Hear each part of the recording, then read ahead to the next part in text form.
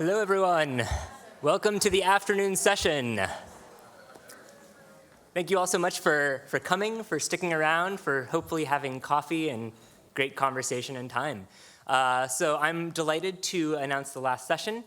This session was going to be moderated by Dr. Ashley Bird, who unfortunately can't be here, so I'm going to step in and I will serve as the moderator for this session, so you're not done with me yet.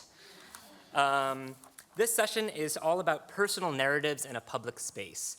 And what we really wanted to talk with is how artists tell these really personal stories that are designed for, to communicate with the public. But how do you do that in such a way that you don't reveal too much of yourself, or that institutions can then take advantage of those personal narratives? So that's kind of what we're going to be looking at in this session.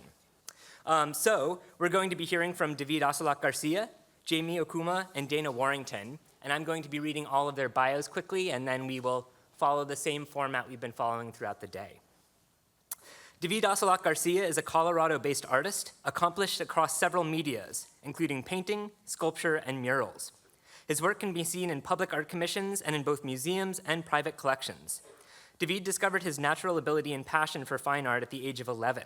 His early work consisted of life drawing and water-based sculpture, which he created at Art Student League of Denver.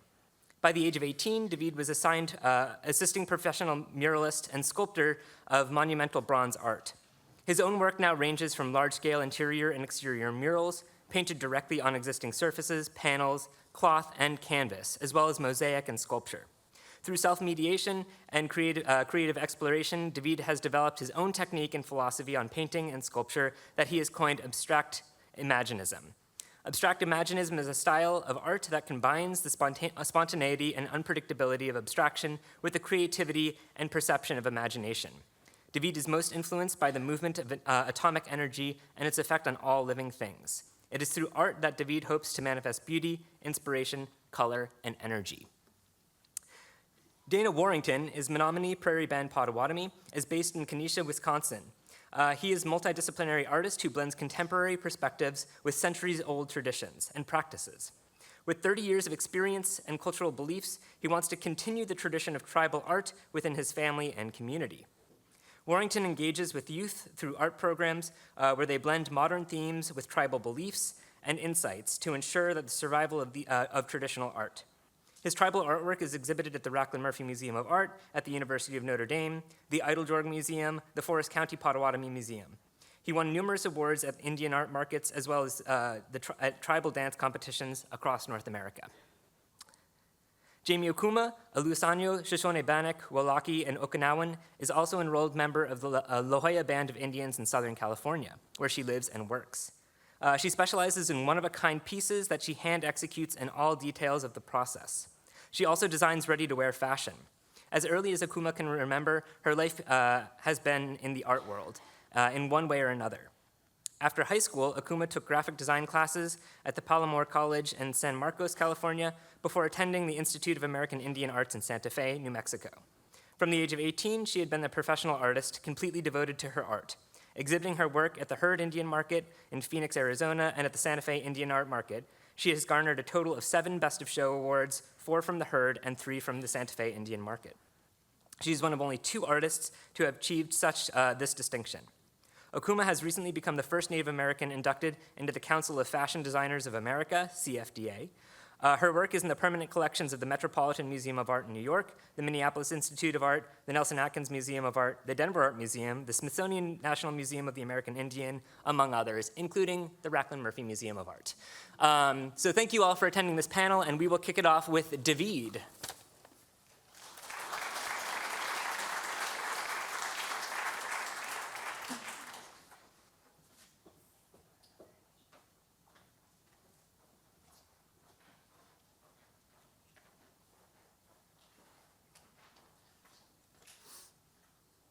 Hello.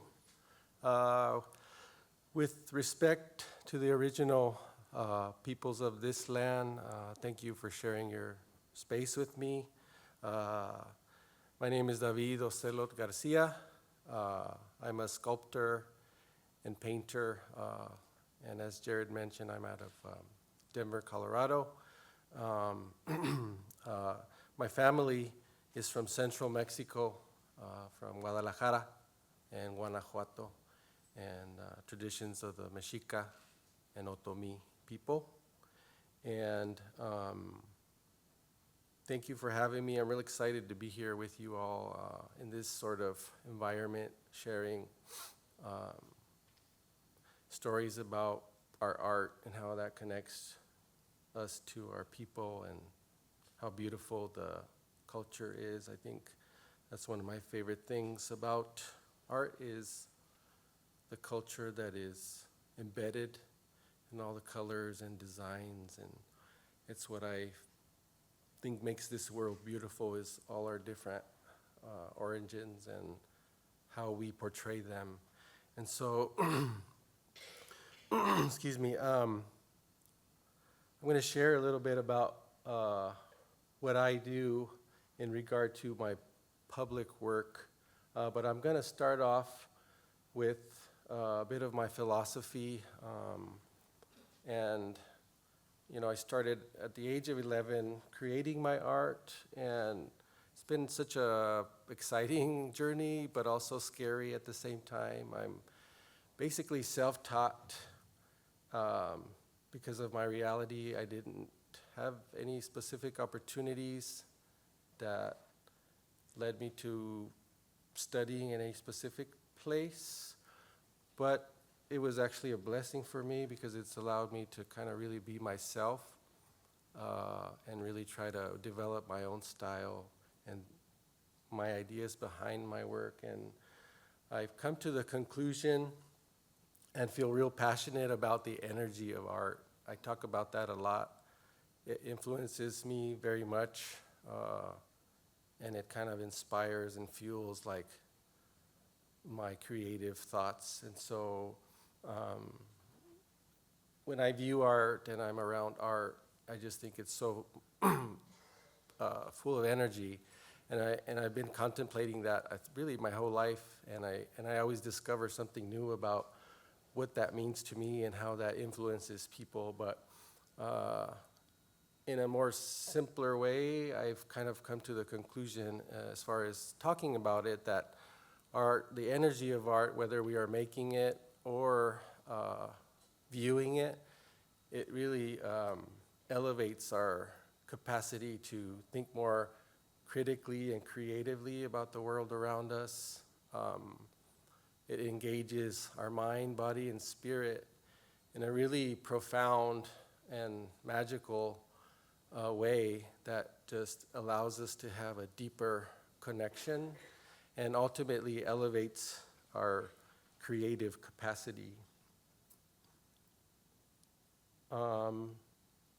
Abstract Imaginism is something I came up with at a certain point in my career because I somewhat torn at times discussing art, intellectualizing art, because I feel like for me, art is very much something I feel, and so at times I don't like to be influenced by what I'm supposed to feel about it.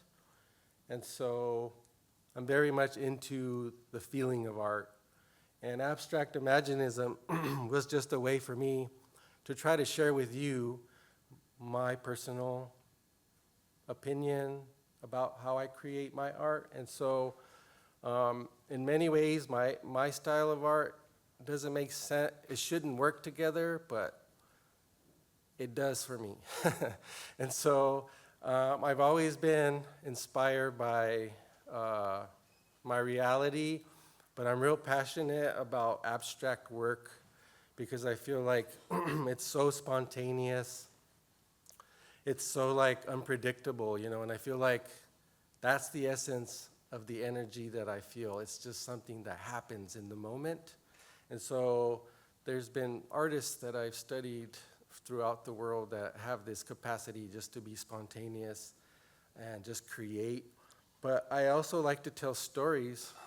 And so in that realm of storytelling, I have these more figurative thoughts, you know, more ideas that are more, I guess, realistic in some ways, that have figures, that have some distinct shapes that you can maybe understand that's a person or that, you know, that's a bird or whatever that is. And so the only way to make myself feel better is to try to combine those together. And so, and so that meant that I had to kind of just allow myself to be creative in my own way. But because I wanted to talk about it a little bit, I was like, well, I think what I'm doing is abstract and I'm using my imagination. And so what about if I put that together? And so some of this imagery illustrates that a little bit of how I'm using this something that might not necessarily make sense to you, but then you see like someone's face, you know. So I'm trying to like not confuse you, but I'm trying to engage your creative thinking of what it might be, but also keep you interested in what you do see that is familiar. And that's a little bit about my style, and I won't go more into that because I want to show you more about, kind of stay on the topic of how I share some of this work.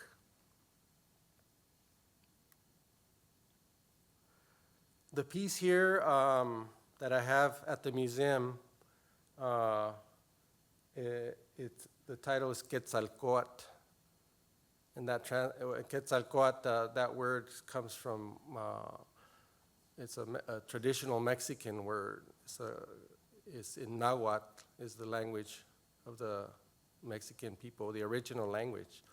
Because Spanish is not the original language, you know, of Mexico. So sometimes, you know, it's kind of an interesting thing that a lot of Mexican people speak Spanish, but that's not their original language. So it's like, anyway, this is in Nahuatl, if you've ever heard of that word, is the language of Mexico, original language. So Quetzalcoatl translates to feathered serpent.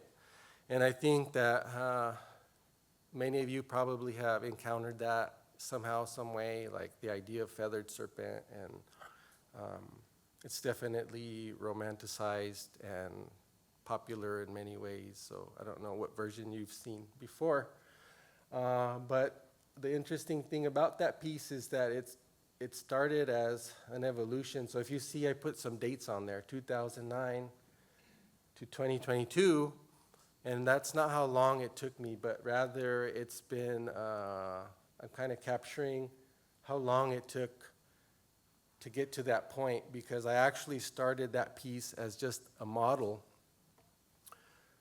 to create a bigger piece. So it's a maquette. You use that term in sculpting. They use the word maquette to create like a sample version of something that's going to be bigger. And so it's been really interesting that way. And that's what the date's there. And I'll be more specific there in a minute. So when I was creating Quetzalcoatl,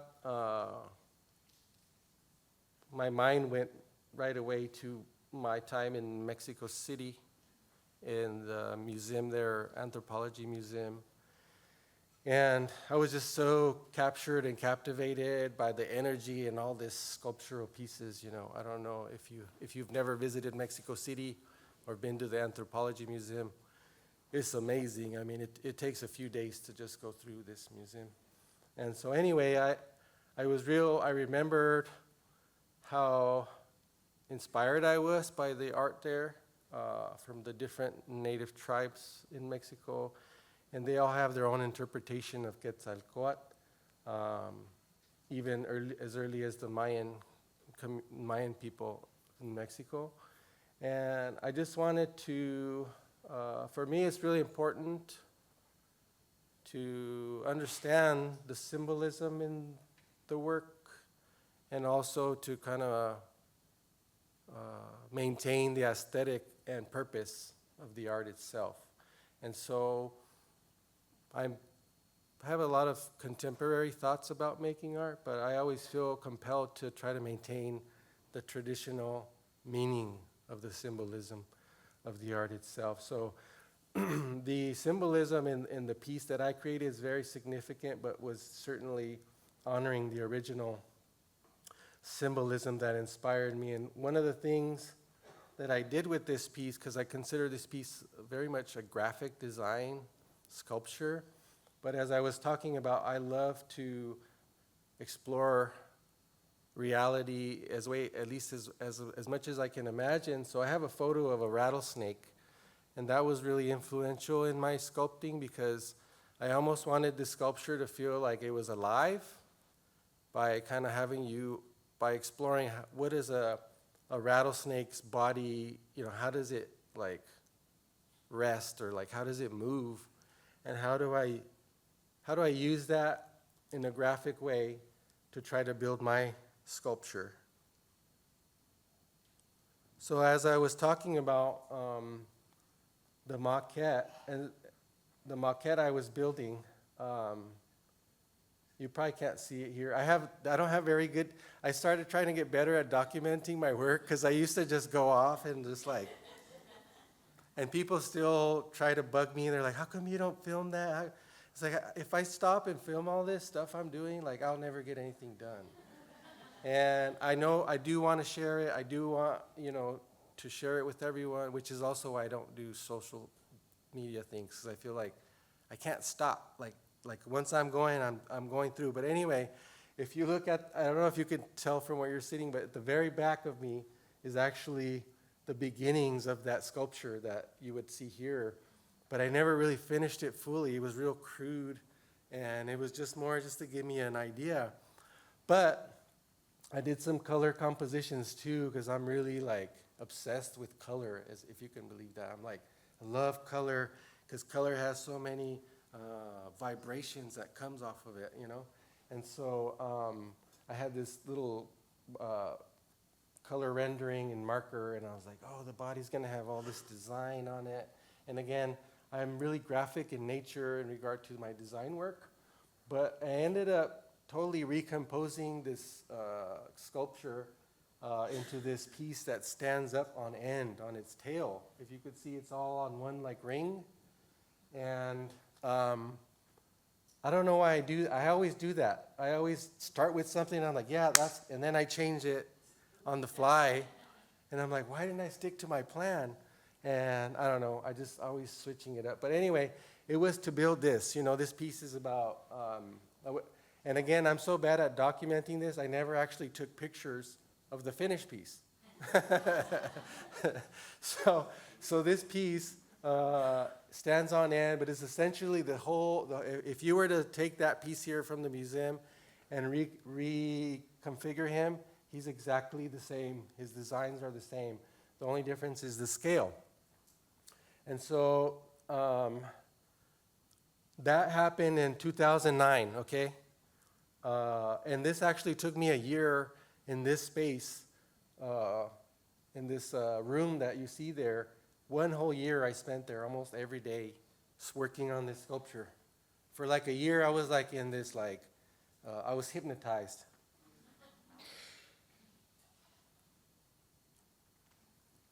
And so then in 2022, roughly, I actually came back to the sculpture that I had kind of roughly created, and then it became its own thing. It was like, for me, it was just something it was connected to that original one, but the way I see it now, it's a piece that wanted to be its own thing. Like, it has its own significance, separate from the original idea. And so this is kind of what, the result was, is having this piece here, this piece that ended up here at the museum. But some of the things I wanted to share about this piece in regard to the symbolism, because you might, again, like I was saying earlier, you can appreciate art for what it is. I love that. But when you get more info about it, that's also important too, so you understand it. I think as artists, if you're doing work that has a message, especially if it's design work, it's good to be able to share that, what that means, because people understand it on a deeper level. But for me, this piece, a few things was so in my tradition, the Quetzalcoatl is representing a direction. If you've ever heard of the 4 directions like that, this is Quetzalcoatl is the direction to the east when the sun's rising. So it's all this idea of metaphors. They're metaphors for our reality and our perspective in nature. And so if you can think of Quetzalcoatl now, if you ever look to the east and you see the sunrise, and that's Quetzalcoatl. And it also symbolizes duality and energy. And then something that is real creatively inspiring to me always is the duality, but what is duality, you know? Is it people? Is it fire and water? Is it, you know, duality? And in this instance, the duality is sky and earth. And so the earth itself is Quetzalcoatl. We're walking on Quetzalcoatl, the earth itself. So that's a little bit about that piece. I love this topic, which I was excited about, personal narratives in public spaces. Really glad Jared put me in this space here, because I think it does speak to my public art in many ways. This mural here, this is my first public art piece, was a mural. And so it's so very personal for sure, real personal, because I was like really exploring all this symbolism and design work, you know, from my ancestors. And did this piece in 2007, and it's called Huitzilopochtli. It's Hummingbird Warrior. And so I didn't have any clue. I never had personal experience with public art. I had studied a lot of things about public art and things like that, but it's one of those things until you experience it yourself, it almost doesn't make sense, you know? And so for this piece is such a memorable piece, and not only, and that's not why I'm starting with it, but it is because it really kind of like directed me to where I am now, and it just sits in my mind. It just always lives in my mind like that. Like it's like something that, as far as I can take my art, I gotta always remember where I started. For some reason, I feel compelled like that. So I wanted to share that. And the beautiful part about this in regard to the kind of the public spaces, like how that influences your community, this mural has had its life of its own. And to be honest, public art does that. Public art transcends the artist. It goes beyond what you anticipate doing with it as the artist. So really, you're just a vehicle when you're doing public art that is in this realm, that is very personal. You just become a vehicle for the stories that you want to talk about that are either really talking about where you come from. And so I was able to engage with so many people on this. And can you imagine, this is my first piece. I don't really know a lot about public art, but I get so much support and community and kids, you know, the kids working with me on this piece. Like, I felt like I had this sort of like team, like community of team of people that we were working together. You know, I never really had that before I did this in regard to creating art. And so I like that feeling. I like sharing it with the kids and kind of sharing what this means, you know, as you're making it, because this is one of the first things that I realize now. It's about the journey of creating the public piece. That journey that you take from beginning to end is what really I'd like to try to like absorb, you know, because I think that's what uplifts me the most. But yeah, it you know, in Denver, this is in a kind of really industrial commercial area. It's like a desert. It's just dead, you know. There's no color. There's nothing. And so there's people live there, and there's these kids that live there. So this was a community center. It's called Sisters of Color Community Center, and it was just amazing. I pretty much lived here the whole time. I lived there. I was always there. I was inside. I was outside, and people are like, "Oh, are we going to paint?" I was like, "Yeah, let's get to it, you know, and let's start working." And it was just such an amazing experience. And it was, if you look here, I also have a couple of my friends. And I wanted to honor them by showing them, because one of them is a really close friend, artist of mine, Carlos Sandoval. And he's from San Luis, Colorado.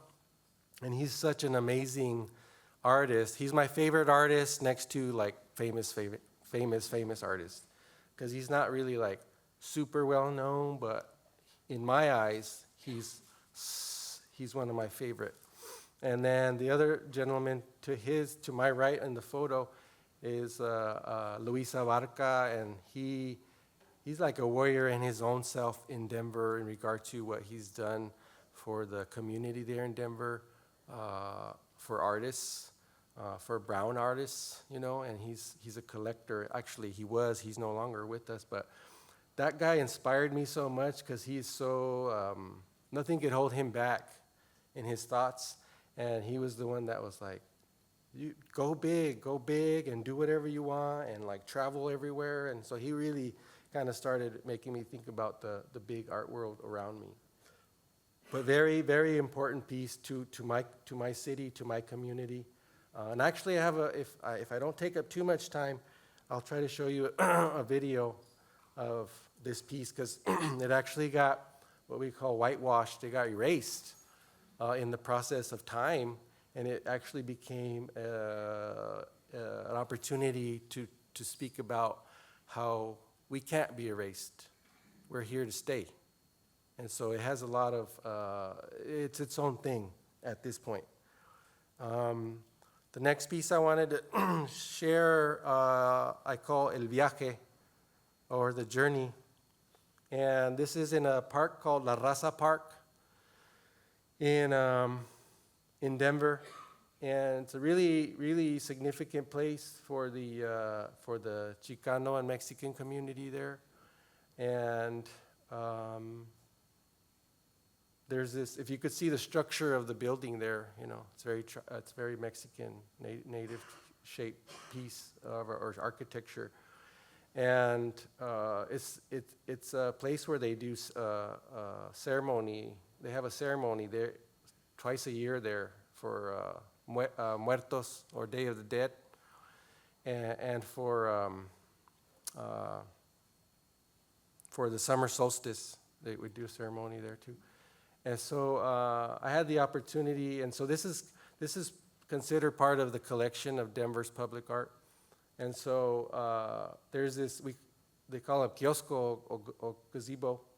And so inside it was just empty, and when I walked in there, I kind of when I go into a public space that I want to work in, I kind of just let the energy of the environment influence how I'm feeling, you know. And I don't really purposely do that, but I just kind of do it naturally, and it kind of works that way. But when I walked in there, I automatically like went like this, you know, because I'm like, whoa, you know, what can I put in here? And as I was doing that, I was realizing that should be the movement of the mural, you know. So because if you view this in there, it kind of takes you in this spiral, you know. And it's like, okay, the journey, you know. You start thinking of, sometimes when you make art, you're like, what the heck am I going to call this thing, you know?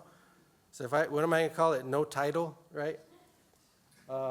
Anyway, that influenced the movement of this, and then I wanted to tell this story of how, you know, we as Mexican native people, it's like we've been here for a very long time, and like through history, it's been these imaginary borders, like that's yours, this is mine, and so I just wanted to show how my people, my stories of creation are in here, and how we've traveled and we've evolved and we've experienced political things. And so it's very much kind of like this historical representation of how people came to Colorado, traveled to Colorado and things like that. And so this space here is very significant too, because, you know, in Denver, people have so many events here. Like, I'm talking about like personal events like weddings, quinceañeras, car shows. There'll be all lowriders all over the place. And they all kind of go into this space and like photograph themselves and like build relationships, I guess, what I call, with the art. And I love that because I didn't do this for myself, you know. I didn't make this for myself, you know. I made it so that it's so that it engages you, you know, that so you feel welcome. And yeah, that's a little bit about this piece here. Again, I'm sharing it because it's a significant thing in Denver regarding people wanting to feel comfortable in this space there. And I just love that people use it and have meetings, and it's just a lot of different things that I'm just like, wow, art really does have a life beyond, public art really has a life beyond what you anticipate. One of the interesting projects I got to do at one point in 2020 here, I don't consider myself a political artist at all, like, because I'm like, oh, I hate politics, you know? Like, politics, like, stifle creativity, you know? It's like, they're so limited and things like that. But in the realm of public art, it's like, sometimes you're just kind of like, there's no way around it. You have to, like, take it on, you know? You have to try to work with it, work with what you got. And so this is a really unique opportunity, and try not to go into too much detail because I just love talking about these things, but there's an artist named, the artist here is, who could tell me who that artist is? Sorry, you guys tell me. The artist, not me, but the other artist. Norman Rockwell, there we go. I mean, he's like, you know, in my reality, I always remember seeing Norman Rockwell, like, he's famous, you know, it's like, man. And the dude has skills, no, for sure. And so the museum, you know, the History Colorado, you know, they call History Colorado, our history museum there, they reached out to me. They're like, we're doing this, the Rockwell, we're having these 4 freedoms. If you are familiar, or you could look that up, you know, the 4 freedoms by Norman Rockwell. They're coming, they're gonna be in Denver, and we wanna do this collaborative project where we're inviting 4 artists to recreate the 4 freedoms. So they invited 4 of us, and they did this little like political selection where we had this hat, and we had to just randomly pick without knowing, and it actually was my idea, but I was like, we should have a hat, or I don't know if I had said hat, but the artist shouldn't get to pick what they want to do, because, you know, you're like, oh, that's something I want to do, but it should be like a spontaneous thing. So they made us just not know and actually pick out of a hat one of the freedoms, and we had to recreate that. And so somehow I ended up with this one, which was the freedom of worship. And I was like, oh, man, yeah, okay, you know, because I've been thinking so much about this. Before this, I was thinking about how spiritually, let's say, I was thinking about what does that mean to me, you know, because it's like, I'm involved with my native traditions, and that's what I believe in, but other people have their own beliefs. But then, like, to be honest, when I'm working in my studio, I feel so passionate about what I'm doing. Like, I feel very spiritually, like, elevated in my studio when I'm working, you know. I started contemplating what that means, and I was like, this is perfect. I really want to, like, try to recreate this. And what I was trying to say here is, again, I had a lot of respect for the skill of Norman Rockwell and what he did in this painting. So he has these figures, you know, and they're all, you know, it makes sense. Like, I get it. And he tried to incorporate other people in here, but you can't even see them, you know. Like, I think he was supposed to try to use other cultures too, you know, to be inclusive like that. But for me, I was like, what does this mean to me? And so in my story, I wanted to more focus on what our passion is as individuals. And so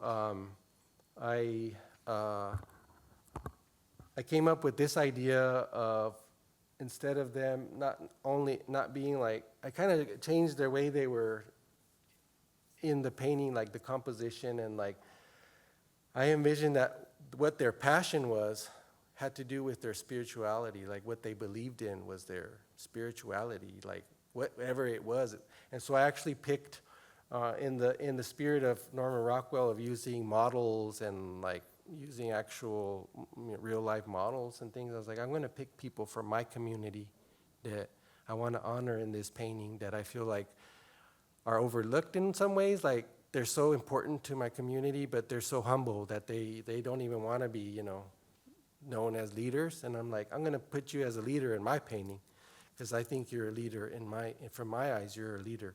And so I actually reached out to the different people in here and said, hey, would you mind being in my painting? And they all agreed. They're like, oh, thank you. Are you sure you want me in there? And I'm like, yeah, I want you in there. And so I try to recreate the people I knew. So I know all these people, and what they're holding is their, whatever it is that they're passionate about, And so the idea of the freedom of worship is that you are allowed to think however you want to think in regard to what your passion is. And so these symbols within their hands are speaking towards what they love about their reality or what they're trying to work on. So some might be artists, some might be firekeepers, some might be drummers, things like this. And so that was my interpretation of this, and I was just really excited to try to recreate something that is so important, So I was really honored and excited about that.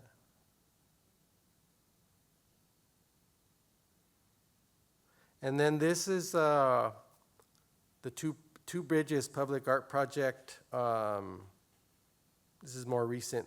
This is also 2022, but this project was really significant too, because visually in Colorado, there's not a lot of representation, in public art of any really like native designs or things like that, or just there's not a lot, there's a lot of like, I don't know, things that to me don't make a lot of sense or that I don't connect with. But anyway, I had the opportunity to do this bridge. We're actually doing 2 bridges, but I had the opportunity to do this bridge project. And again, I went there, and it actually crosses over the river we have there in Denver. It's called the Platte River. And I went there, and it was just, there's nothing there except for the river. And so I was like, man, I just felt real moved by that space. And the idea is that there was going to be a bridge, but then how do we incorporate art onto the bridge? And so I thought of it as like an art walk kind of situation, because there are cars that can drive there, but you can also walk along the side. And it was a big deal for me because I never imagined that I could do a project of this scale. And it's actually one of the biggest public art projects in the history of Denver. And so I was just like big time intimidated. I was like, oh, okay, I'll do it. Well, I was awarded the project, I was like, okay, now it's got real, now it's real. Because at first I was like, I don't know if I'll get it, And anyway, this piece is, I could talk about this piece for a while too, but I'm just trying to cover some of the points that I think I want to share. You could see as far as the differences of the sculptures that you could view there. The purpose of, one of the biggest purposes of this is try to engage the community too, because it's like a lot of times public art is like made in like a big warehouse, and then it just pops up out of anywhere and like, come to the unveiling, everybody. And this was different, they wanted to engage the community, which I'll show you on the next slide, but I just want to show you a bit about the bridge, and that I wanted to incorporate different creative ideas of how we are connected to nature. Because if you go there, Denver is pretty hectic, especially nowadays. But with this area, there's so many birds, and there's like eagles there, there's fox, and just different animals that still live there, because it's their home. And so I really wanted to like talk about how as urban, as city we get bigger, the bigger we get, we should still be mindful of the creatures that live there. And I'm trying to like keep us connected as much as I can to our environment and be respectful to the environment. And so I create these designs that try to give you an idea that we're still human, but we are also trees, And so I used mixed media for this. I kind of pulled out all my, I have to pull out all my tricks on this if I want to try to make something, worth all this effort. So I pulled out the different things I know, like bronze. This is mixed media, so it's bronze. It has mosaic. It has steel. It has fired elements. And so you can see some of the different pieces here that I created that you'll find. So it's called the People's Bridge. That's what I ended up calling People's Bridge. I was like, this is the People's Bridge of the sun, okay? So what I was saying is when I say community engagement, that's a term that is used a lot in public art now. It'll say, oh, what kind of community engagement are you going to do? And there's a lot of things people do. But for me, I really wanted to incorporate the energy of the community into the artwork. And it's like, how do you do that? I had to figure it out myself too, but what we did, and I say we, and I'm glad I'm saying we because this was a big team effort. I had over 100 people working with me on this project. It wasn't just me. I'm just a vehicle. I'm just a little bit of the whole thing. And so we wanted to create these ceramic portraits of the community. So we did workshops all over Denver, actually, and to create these self-portraits. And again, it is about showcasing the portraits, but it was about the experience of working with the clay.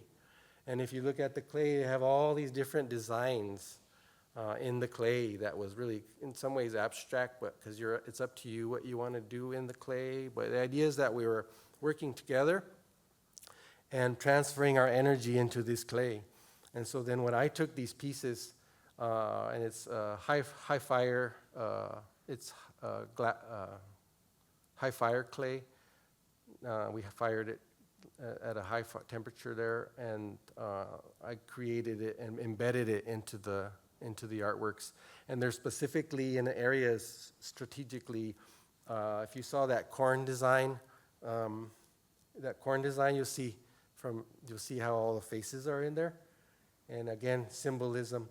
I wanted this to be the energy of the sculptures is the corn, is that corn piece and the people inside. And so one of the things that I really wanted to do with this project is to bring Native elders from my community together that don't often get together because they're from different tribes like that. And so I was like, I want to get these Native elders together and share my project with them because I want to get their feedback. I want to get, maybe I'll get their blessing if I'm lucky like that.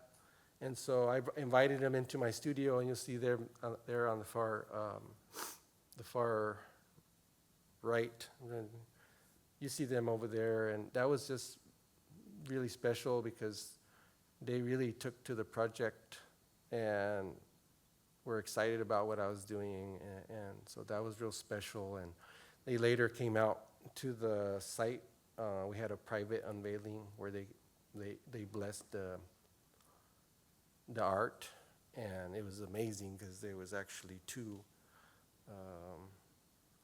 eagles sitting there the whole time.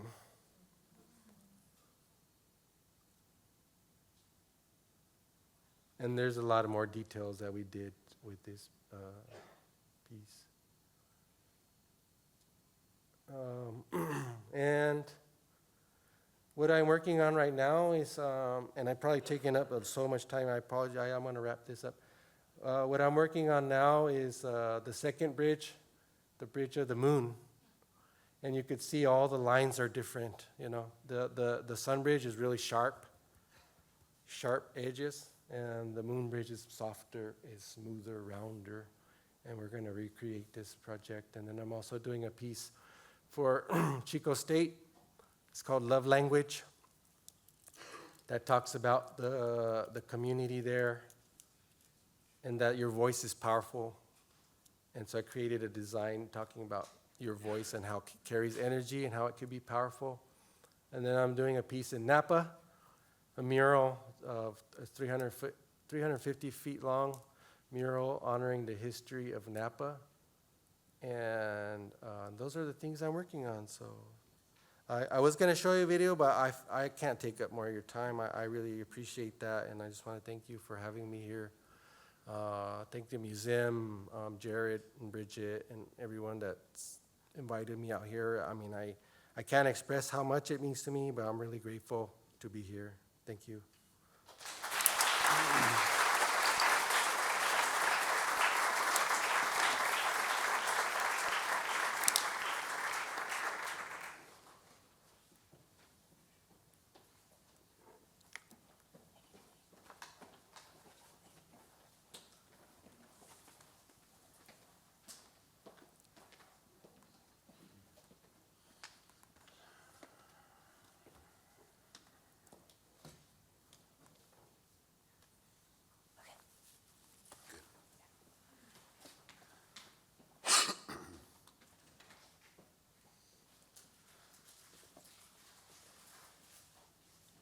So I want to first and foremost give my praise and glory to God. I think I've been through some hard times in my life, or some hard places, and He showed up at some really pivotal points in my art career. So it's not really fair to talk about it without acknowledging the source. So my name is Dana Warrington. I'm a Menominee, Prairie Band Potawatomi, born and raised in northern Wisconsin, in the Menominee territory. So what makes the Menominee so unique is our leadership never broke us into bands. There is only one group of Menominees in the world. You'll find us on 236,000 acres in northern Wisconsin. About 75% of it is forest. So I grew up in the woods. I'm that country mouse in the city, so to speak. Like, there's a lot of concrete around here. But that's really shaped, I guess, my life. Just prior to me being born, our ancestors went through 13 years of termination, where a federal right status was terminated. So we came out of that in 1975 as a tribe, and I was born in 1979. So by sharing that, I want to acknowledge the resilience of our ancestors and their fight and their struggle for self-determination that puts me in the space that I'm in present day and allows me to do what I love to do, because anything Indian, I'm down, you know. So being shaped that way, growing up, we were immersed in the culture, in the ceremonies, singing, dancing, artwork. You were so immersed in it that you didn't view it as artwork. You know, you just more viewed it as a way of life. And I think it shaped my understanding of the world. So, crazy childhood memory. So one of the most distinctive childhood memories for me is mom and dad, 4 kids in a station wagon with everything tied up in a tarp on the top of the station wagon on our way to the Powell. But that back seat of the station wagon is facing backwards. So any of you that remember them vehicles, yeah, I was I was that one that was facing the backwards, watching where we came from, so to speak, you know. But it was growing up. I didn't realize we were financially poor until I was about in the 8th grade. but we were super rich with everything else. Family was really tight. Like I said, the culture, the language, the understanding, the ceremonies, it's like super blessing in disguise, right? You weren't distracted by this outside world. So everything you can imagine is real. That explains my artwork. I'm one of them way outside the box kind of people. So that upbringing has led me to my first love of art, which is dance. I've been involved in dance for over 40 years. I've been dancing since I was 2 years old. And I would be safe to say that 95% of tribal people that dance do not see it as art. They see it as culture. They see it as a way of life, a way of connecting, identity. But the pure form of expression is the purest form of art. So I think something hit me along the way there. And, when you talk about the energy in art, the energy of movement, the dance being an art in its own, and now coming from a family that created those regalias that we danced in, so that love and energy, effort, everything that goes into creating your regalia, match that with the art and the energy of dancing, like a superpower, And it's something I didn't realize until just recently within my life, this whole idea and concept of artist. It was 2017 and I was going into Indian markets and people were calling me an artist and I was like, what? Huh? We just never seen it as art. But I guess as I got more exposed to this world, yeah, it's all just pure forms of art. So my dad was influential in this area as far as my dance. We're taught to dance for the ones that can't dance. So real near and dear and personal to me, my father had polio. He couldn't walk. So he walked on crutches in his earlier life. He was in a wheelchair in his later life. He was a singer. So it was in my teenage years that I understood that I danced for my dad. It was the closest he would ever get to it. And it took on a whole different type of meaning to me, kind of extreme, So my life revolves around it, really.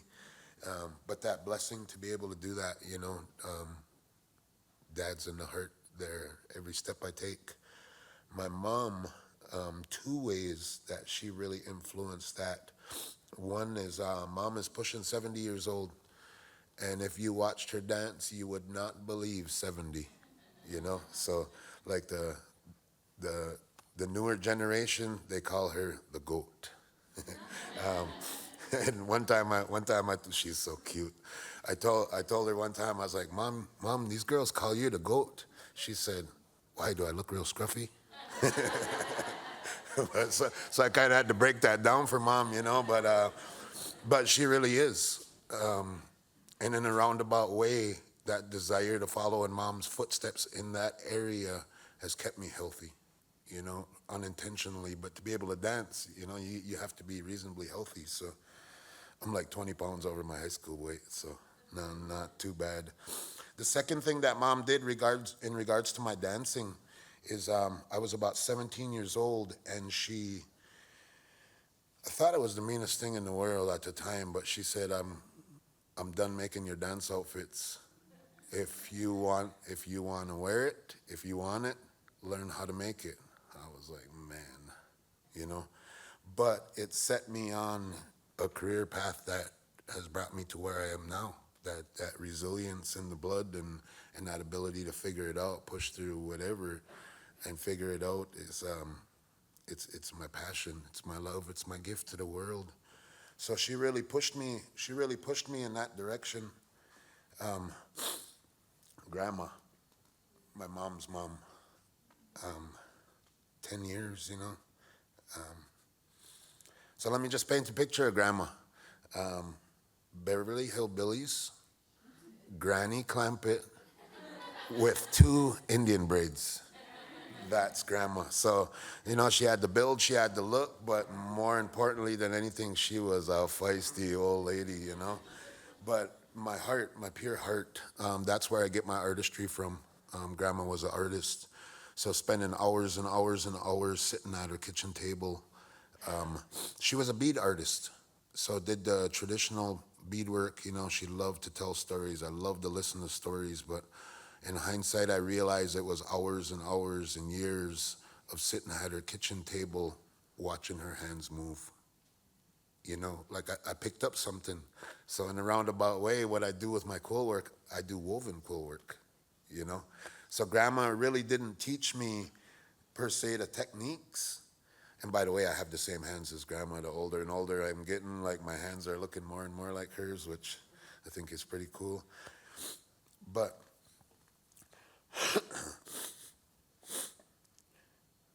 sorry.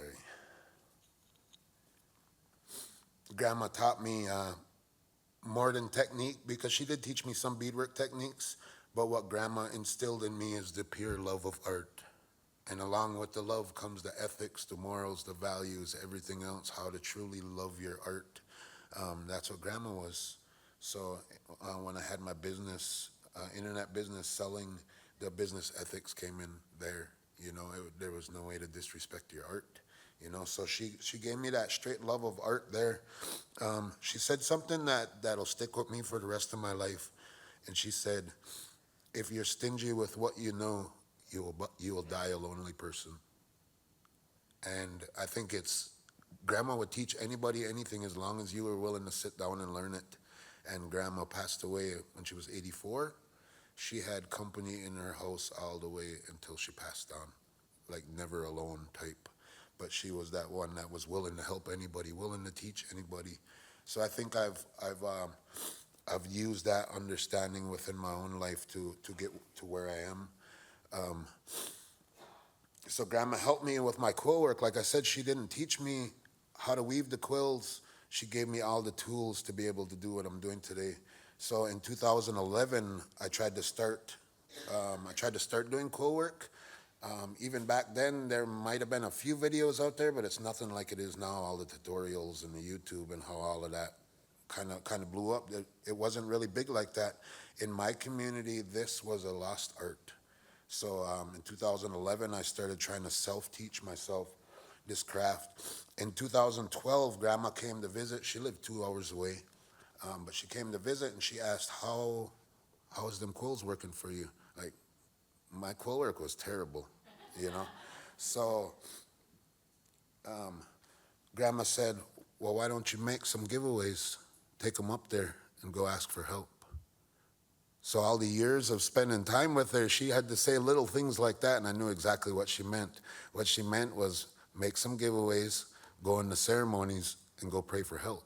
So we had our fall ceremonies going on that coming up weekend. So the next day I woke up, I spent all day making these little, let's see, I don't want to throw no negativity on it, some real humble earrings.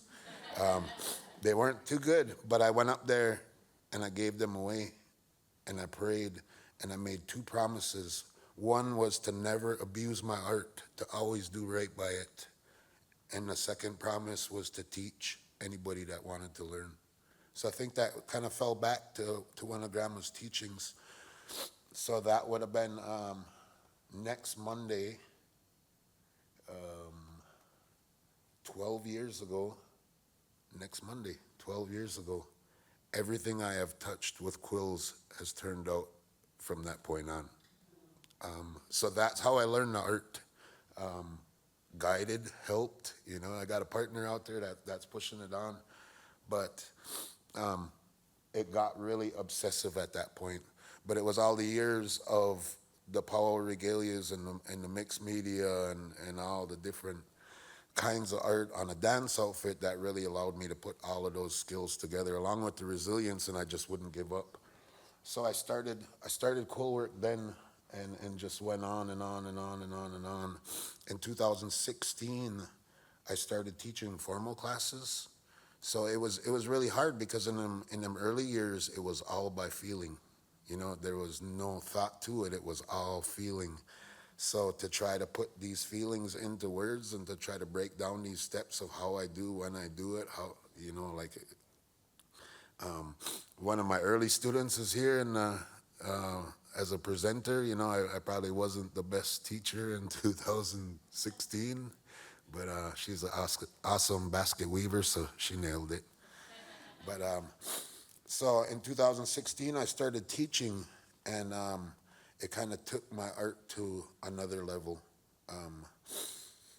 So present day, I teach in 3 colleges back home, this craft, and then I teach in a K-8 school with 8th graders, advanced 8th graders. So it's really my gift to give back to the world. I feel a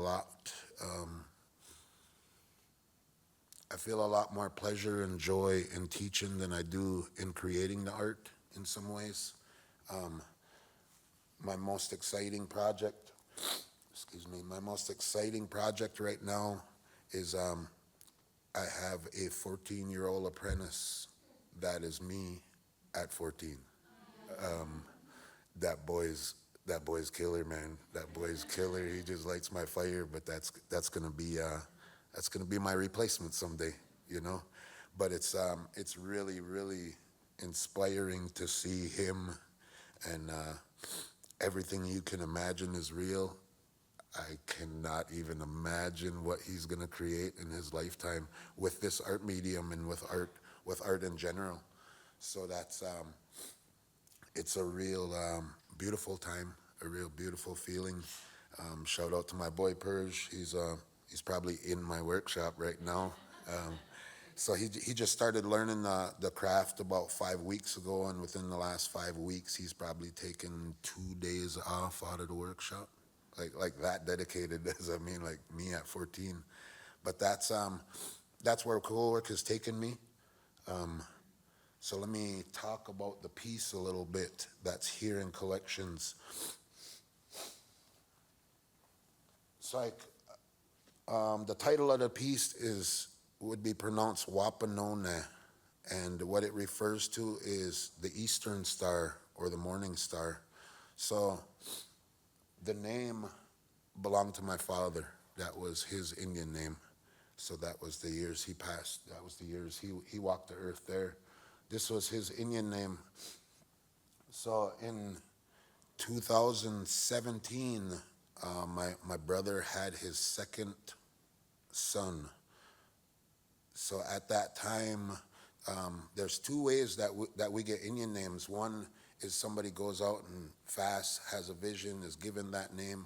Or a second way is that a name is revived and brought back into the family.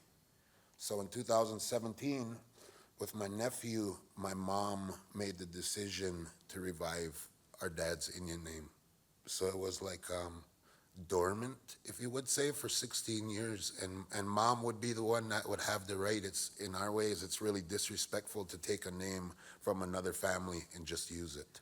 So the name was like dormant, period. But my mom named my nephew this Indian name, and it just super inspired this cradle board and this piece of art.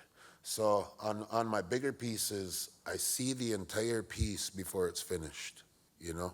So I got really, really excited about this, and took off. It was about 250 hours, and I bet you I did it somewhere between 4 and 5 weeks, just obsessed. Like, it's 3 o'clock in the morning, dude, go to bed.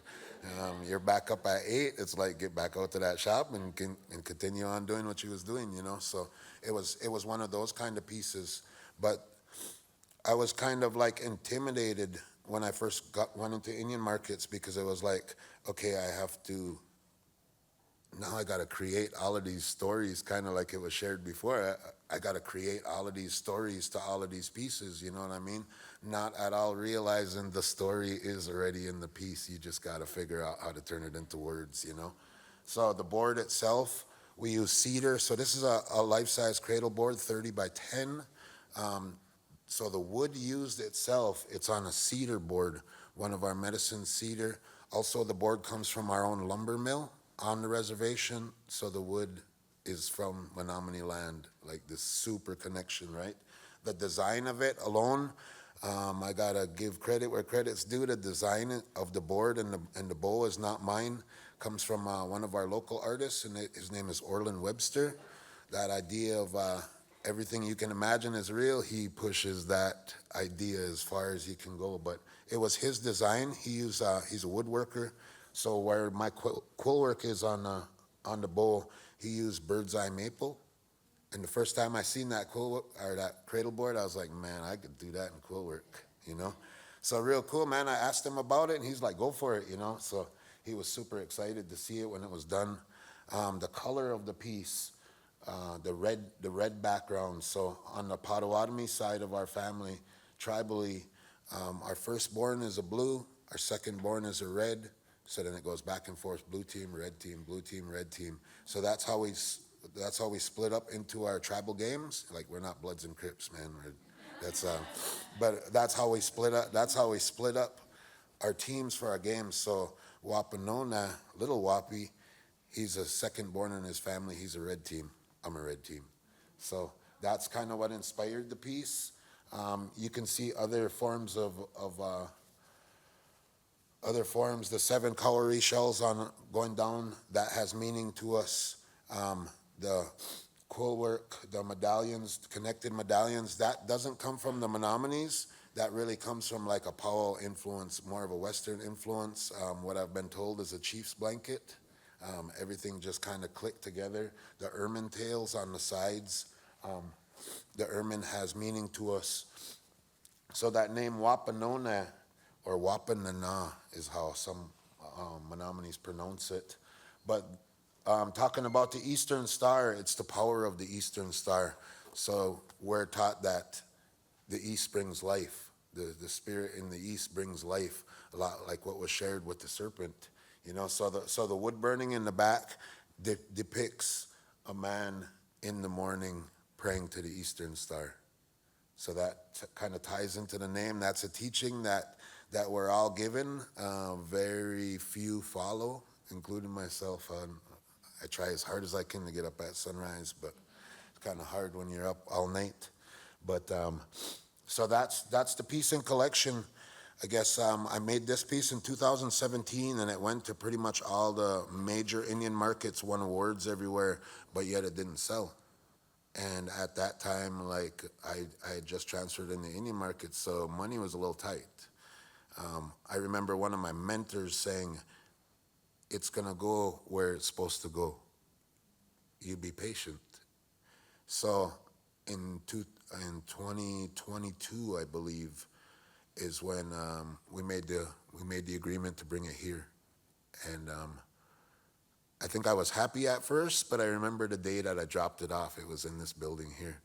I remember the day I dropped it off, and you leave a piece of your heart there, you know? But really special. So I don't think I got a chance to see it when I was here doing restoration project last year, and then I missed the opening. So was it yesterday? Yesterday was the first time I seen it since I dropped them off.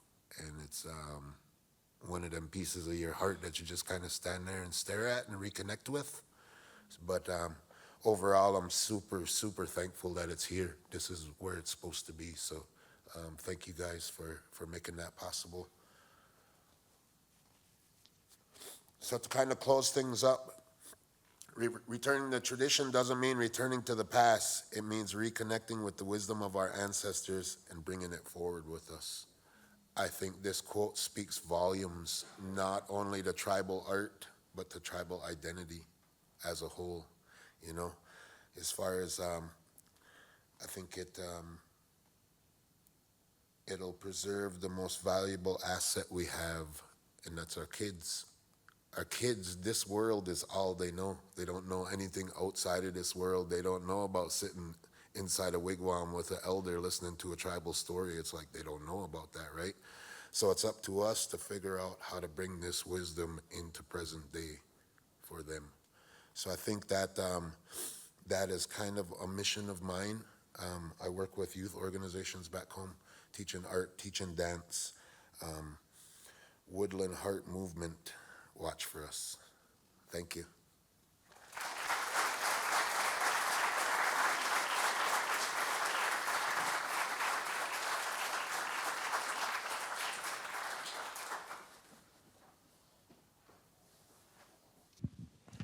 So this next talk with Jamie, we're going to have kind of more of a conversation between the two of us. Thank you so much for facilitating this. Thank you all for staying to the tail end. I really appreciate it.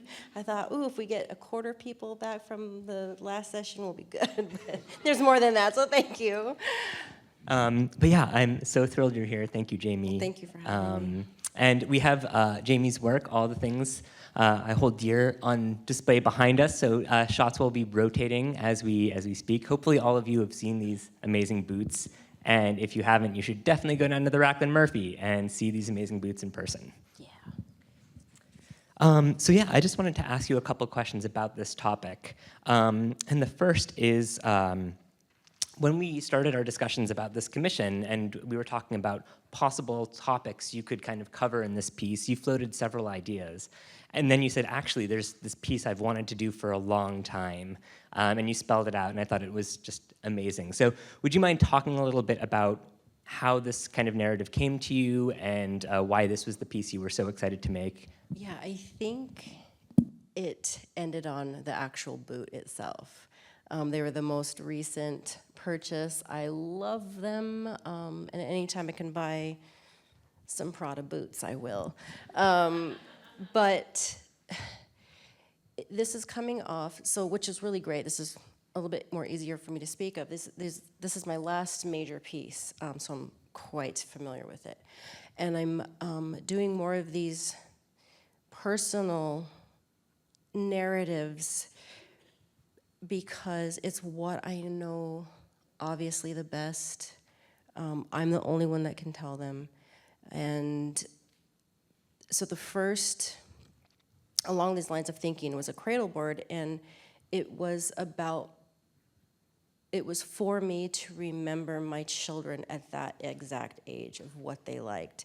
And the tradition of this is more or less along the lines of ledger drawings, hide paintings, things we didn't have a written language, or everything was oral or pictorial. And so for me, it was freezing that space and time of my children so that I will always remember this is them then, and for them to know this is how they were. And so more of a family history that everybody can connect to. I want my pieces to resonate to everybody, to have that conversation. We are not that different. We like the same things. And so these were a part of that, to where my cradle board was my vision of them.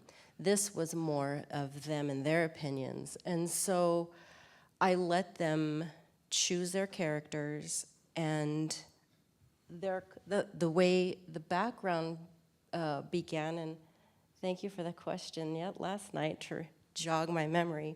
So my oldest's favorite color is blue, and my youngest is green. So the theme, I had to combine those two. How would I do that? And this is what I came up with.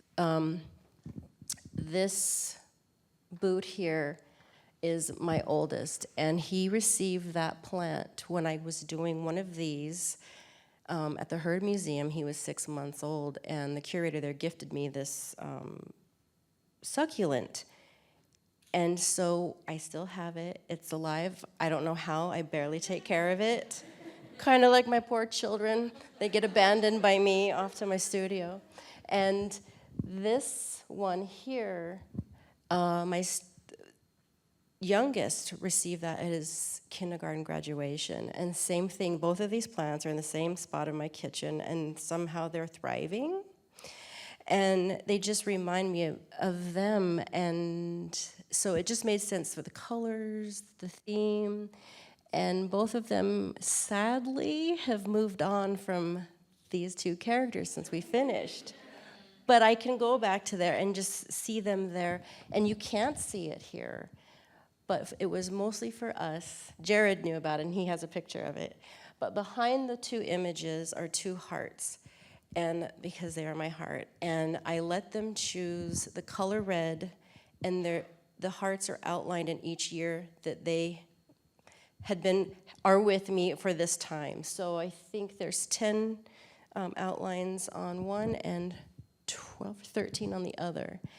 And what was so important for me to have their involvement with this, with the colors and the imagery, was something that I think about from my childhood. My parents, at 5 years old, now granted, my mother is an incredible artist, and she had already done covers for Leonard Skinner and Cher. So this woman with this incredible art background, her and my father, let a 5-year-old choose the color of our new car. They didn't know what I was gonna say. It was red.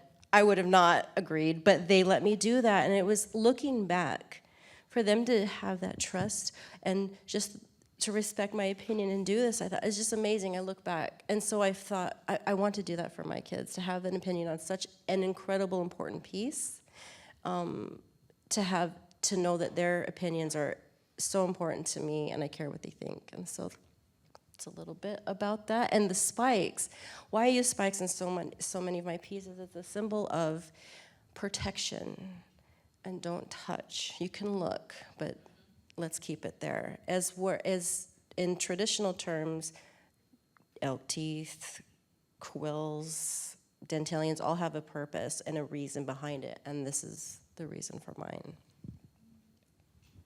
Great, thank you so much. Please let them both know Jared says they can't choose different favorite characters now. They're stuck with these characters for life.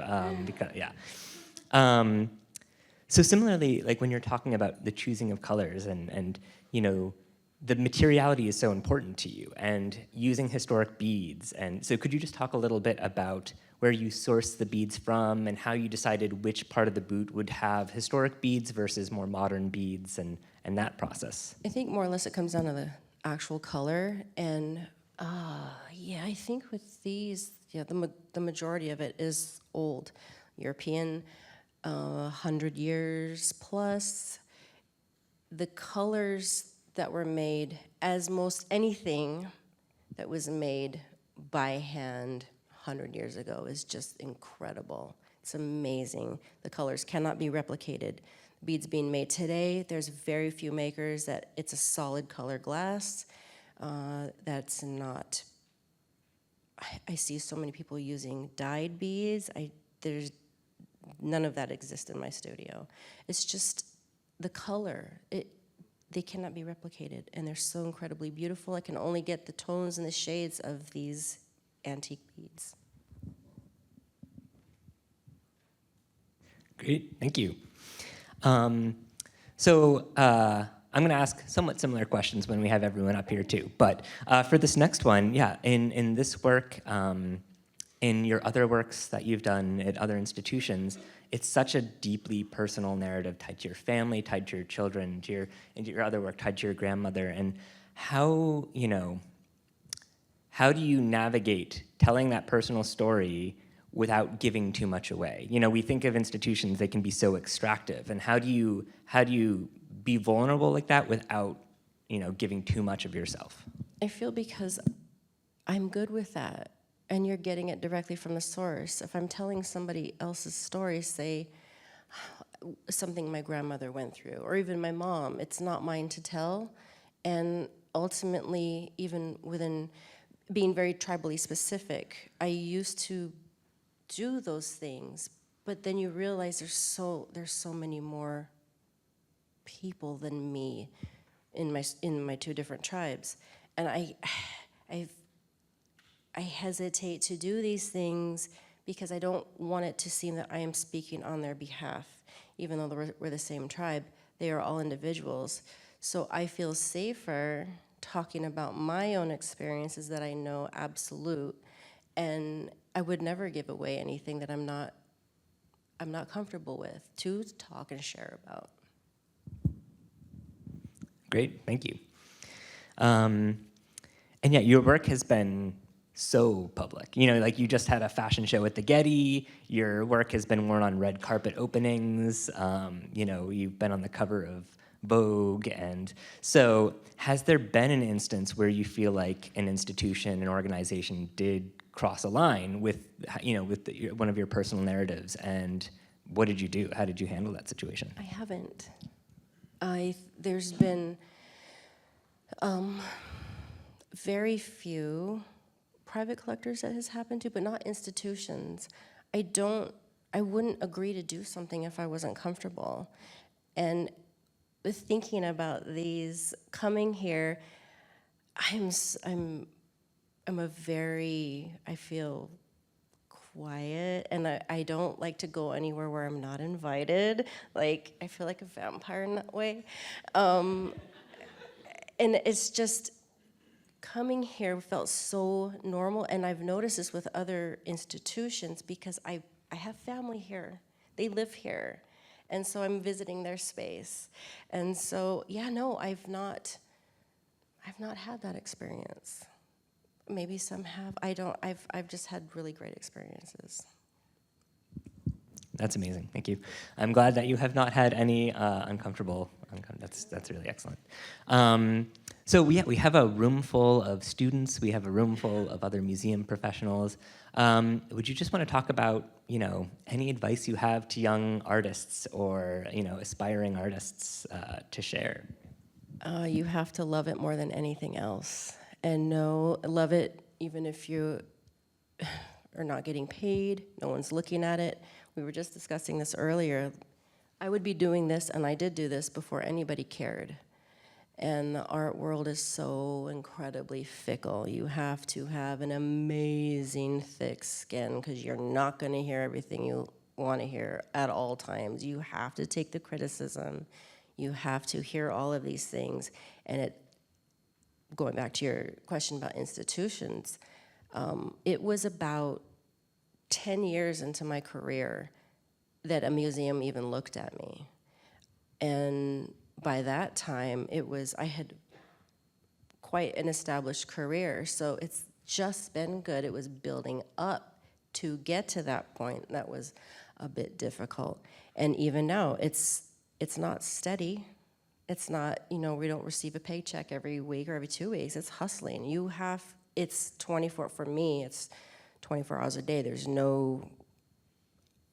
This year, I took my first vacation, and it was only 4 days. Since I was 16 years old. Anywhere I've ever traveled, it's for doing things like these, and it's great, it's fun, so I get to do stuff. But it's a lot of work. You have to love it fully.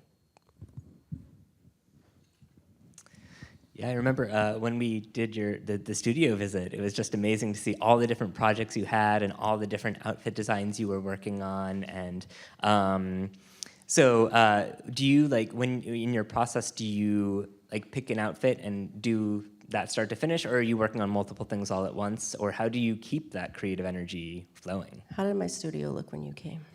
It was beautiful. Yeah, it was great. Okay, then I cleaned it up for you. I can't remember.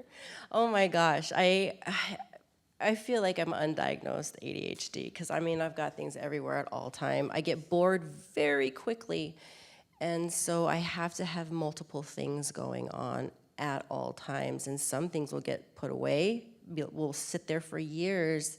For whatever reason, I have no idea. And then they get made when they're supposed to be made. So I love having options. I'll go in spurts of starting 20 things and none of them are done. And then it's just the way I function, and thank God it's worked because I'm just so thankful that I can do this in the crazy way that I do, and I'm surprised anything ever gets done. But they do. You get a lot done. I can attest to that, yes. So everyone, please give Jamie a big round of applause. Thank you so much. You're not done yet, though. Could we get all the other panelists up here, and I'll grab more chairs.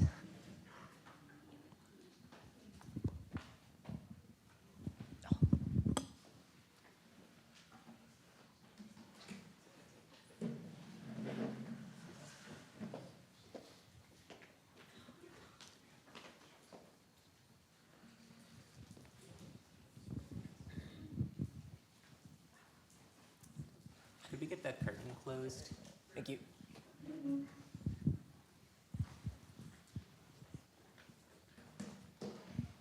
a mic. We have 3, so we'll just kind of pass them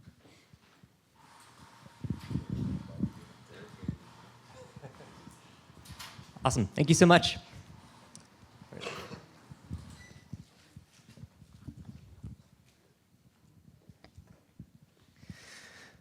So I just asked Jamie this question, but I'd love to ask you both as well. All of you do deal with such personal narratives in your artwork, telling family stories, telling histories. How do you make sure that, people don't cross the line, that people don't ask too much of you, or that you don't give too much of yourself? I think Jamie hit it on the head when she says you have to be willing to be vulnerable, because wearing your heart on the outside of your shirt is not comfortable at times, especially at the beginning, So for me, art and the stories and the experiences, everything is something that I carry so deep that words don't even do it justice. So to be able to feel like I'm sharing too much, there's really never any way to fully share too much other than by how you live. And that's behind closed doors, how you live, so it's daily life. But so I guess I don't never feel like it's oversharing either. If someone's willing to give you their time and their energy and their attention to hear your story, share it, So that's how I feel with my art. For me, I guess I try to be mindful of who I'm working with, I try to make sure I feel comfortable with the people I'm working with and that they are respectful to my feelings and ideas, but I also feel the same, I don't try to necessarily reserve that just for me, but in my public work, I try to actually disconnect from it after I create it because I don't want to be controlling of it like that. I feel like it doesn't even belong to me at that point anymore. And but I haven't had bad experiences either within that realm that way. And so I hope it stays that way. It's actually been really positive for me. So I haven't really had to consider that too much.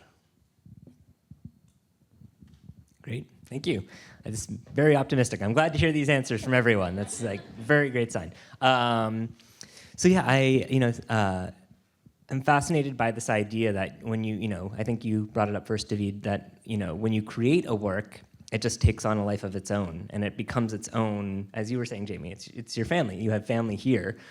What is it like to see that? To see something that an artwork that you created that then starts to build its own energy and its own, yeah. For me, having been in this world for a minute now, I know that that's what's happening, but it's also, like I mentioned, I get to go see them. I have so many places where my family is that I get to visit, and it's so great because seeing how well taken care of and the people that I can share that with is amazing. I love it, especially seeing kids in schools and being off to the side, seeing people look at your work, discussing it. I love that. It's amazing. For some reason, that question makes me think of my artwork and as children. I think of them as my children, like my kids. Because they didn't exist until I did something that made them come alive, kind of the same idea.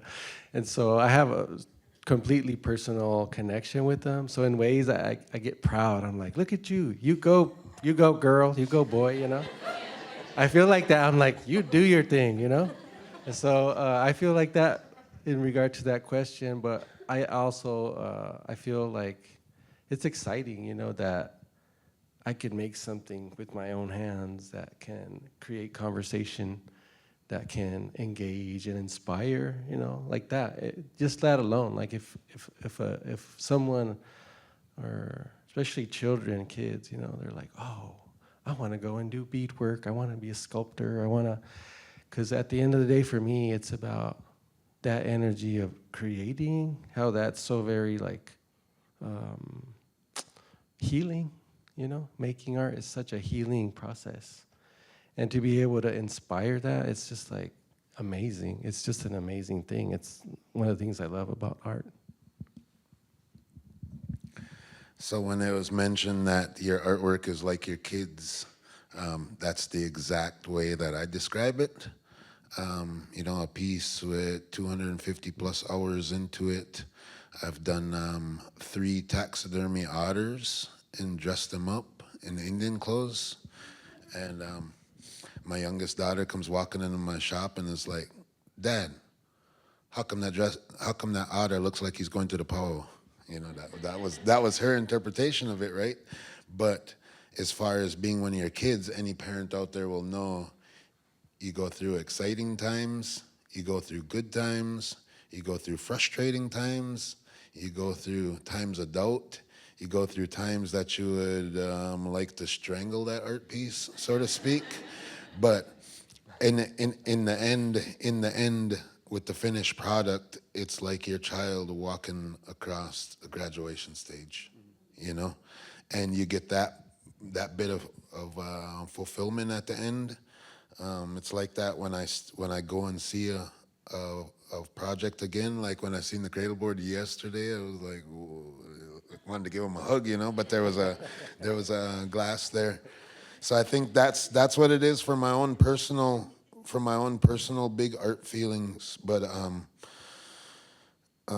what means even more to me is when I teach my quillwork workshops, and somebody who created a pair of quillwork earrings for themselves, their own hands, and when she puts them in her ears and looks in the mirror for the first time, that's like, I don't know, there's just something about it. It's the look on her face, it's the glow. Maybe she thought she couldn't do it and she eventually got there, and that's like the fulfilling part for me, so. Great. Joe, can we get Father Bob to give honorary degrees to all 3 of these works of art? Is that a possibility? Like really just... I now want to, I'm sure a lot of you have questions. Thank you so much for being here with us. So I'm going to pass the mic around, and any audience questions for our panelists?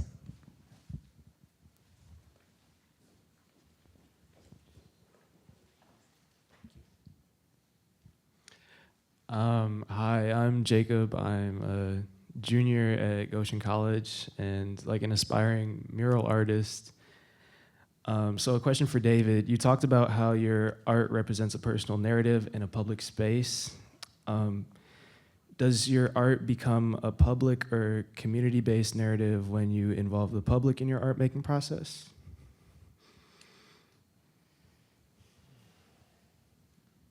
Can you repeat that again? I'm just trying to contemplate what you're... I love the question you're asking. So, does your art become a community-based narrative when you involve the public in your art-making process? I mean, it depends on the story I'm telling, but oftentimes, most of the time, yeah, it becomes part of the narrative of the community too. But it might not be real specific. It just might be like my interpretation. But where it becomes, but what I try to do is in my work, one of my goals is that people see themselves in theirs. People have some way of feeling a connection, a visual connection. And then I think that becomes then their own personal narrative. And so, for example, that first mural that I called my first public art piece, I actually used my family members' likenesses in that. But a lot of people that helped me, that were involved, they saw that and saw their own family. And so it was really fascinating that they felt like that was their grandma, their grandpa, their brothers, you know what I mean? Like, and so it's like more about visually, like interpreting your own reality through something that I made. And so, but at times, for example, like the bridge project, that was literally those portraits were made by the hand of the community, and so that was more direct, you know, but it still went into the artwork itself. So there's always different levels that I work in, but it kind of depends on the project, and I'm always hoping that it kind of finds a good balance. Thank you so much. Thank you.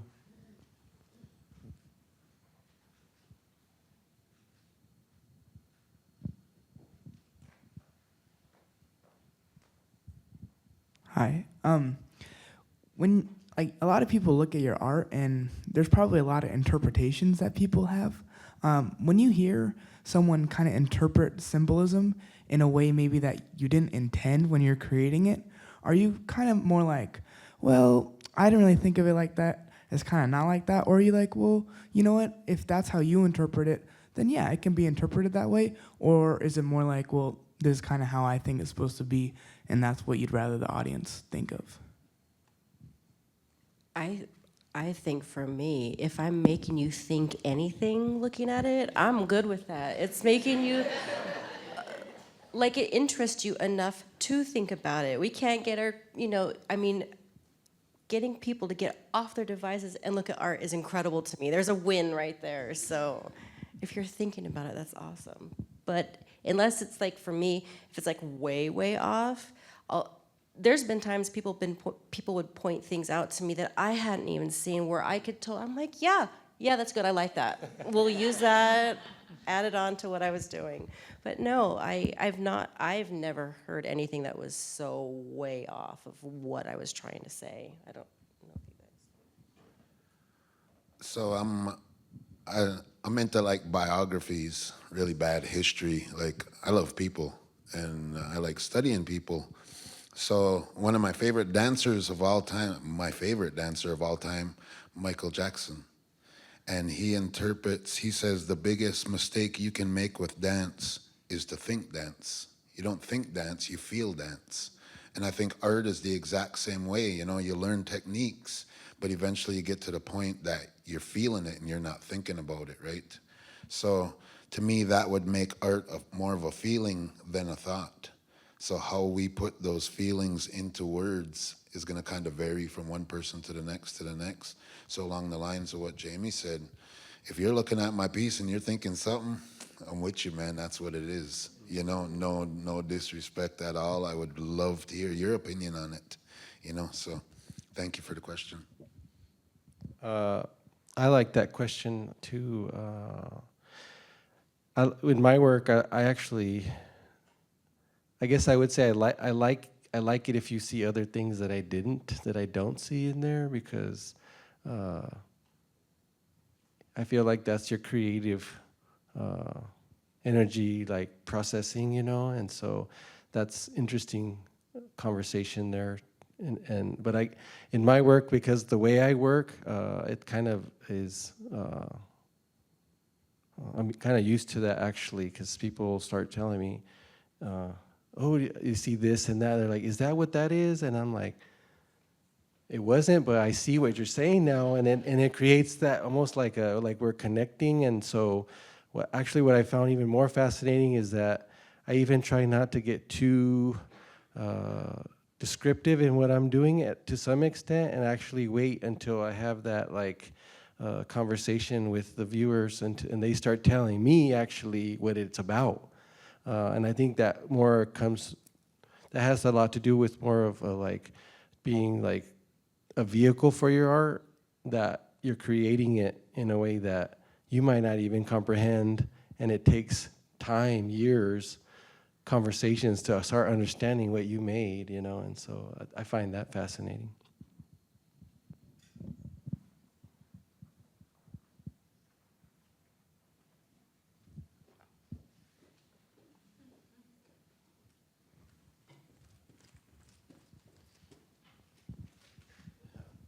A lot of work. Since I started us off, I guess I'll close us out. And I just want to say this last 36 hours have been absolutely magical for everybody that has participated, dropping in for one part, staying here for all the parts. I hope that all of you that brought the magic take the magic back home with you, because it was really great. So thank you very, very much. The second thing I'll say is I have absolutely no ability to get you an honorary degree, but on behalf of the museum, what I can give you is our commitment to continue the work that we've started and to take very, very good care of your legacy here at the Racklin Murphy. So thank you for being here, one and all.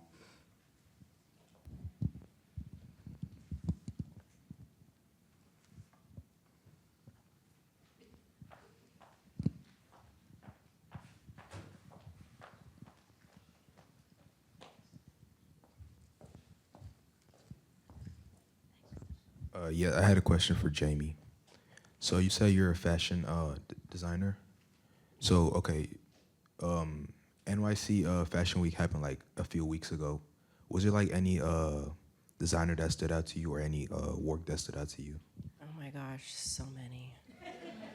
Like so many. In fact, this last season was incredible, as opposed to spring. Or no, this was spring. Fall. There wasn't much that I don't like. I love seeing Valentino and Alessandro's new. I'm so glad he's back.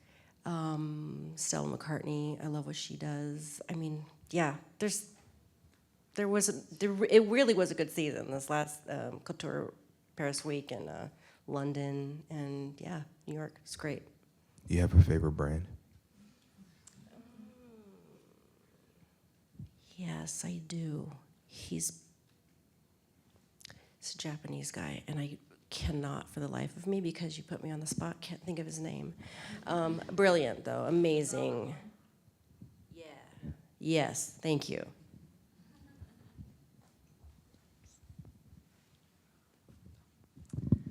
So can we please give a big round of applause to all of our speakers?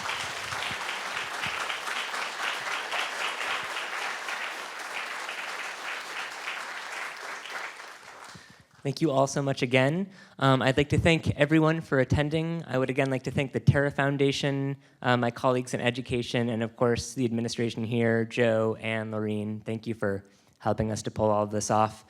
You've all been amazing, and I hope you take a lot away from this symposium today. So thank you all for joining.